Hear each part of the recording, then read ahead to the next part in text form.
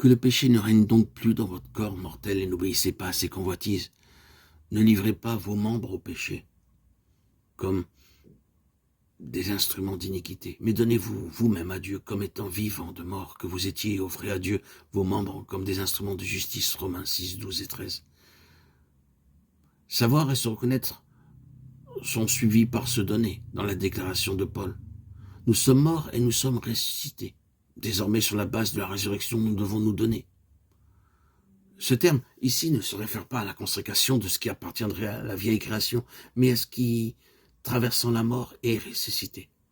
Savoir se reconnaître et se donner, c'est l'ordre divin. Quand réellement je sais que j'ai déjà été crucifié, alors de manière spontanée, je me reconnais comme mort. Et lorsque je reconnais que je suis uni au Seigneur dans sa mort et sa résurrection, il en découle cette volonté de me donner à lui. Il est la source de ma vie. Il est ma vie. Et je ne puis faire autre chose que de tout lui donner, car tout est à lui, et non plus à moi-même. Sans passer par la mort, je n'ai rien à lui consacrer, et il n'y a rien que Dieu puisse accepter. Car il a condamné à la croix tout ce qui procède de la vieille création. Je n'ai plus de volonté centrée sur ma personne, alors j'ai le désir qu'il accomplisse sa volonté en moi. Je sais que toute ma vie appartient au Seigneur. Lorsque la vérité concernant notre union avec Christ est présentée, l'accent est souvent mis de manière générale sur considérer que vous êtes mort. Regardez-vous comme mort. Reconnaissez que vous êtes mort. Cependant, la parole de Dieu nous enseigne que connaître doit précéder se reconnaître, sachant que notre vieil homme a été crucifié avec lui. Romains 6, 6. Et regardez-vous comme mort au péché. Romains 6, 11. Cette reconnaissance doit être basée sur la connaissance, sans quoi la foi n'a pas une base solide sur laquelle reposer. Notre mort avec Christ est un fait aussi solidement établi que la mort de Christ. Avons-nous jamais douté de la réalité de la mort de Christ? Alors pourquoi devrions-nous nous poser des questions concernant notre mort?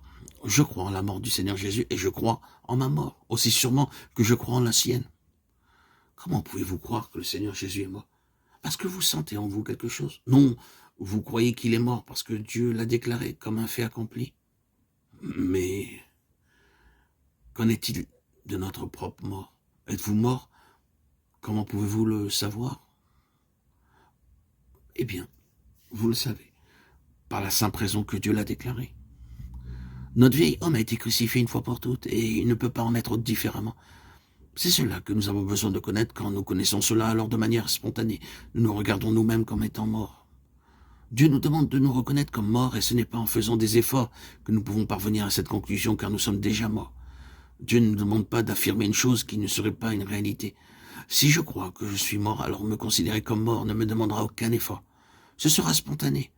Mais si je ne suis pas persuadé que je suis déjà mort, tout en essayant par un procédé de reconnaissance mentale de produire la mort, alors cette attitude nécessitera des efforts incessants.